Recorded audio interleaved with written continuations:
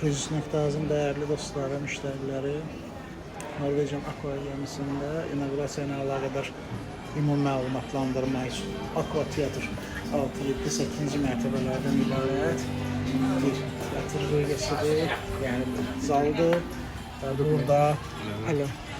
Burada ümumi məlumatlandırma yeni gəmi olduğu üçün və budur. Dünyanın bütün istiqamətlərindən Norvegian Aqua'nın tərəfdaşları, təmsilçiləri, satıcıları və bütün dünya üzrə firmalardan toplanacaqlar və bugün burada haqqında danışılacaq və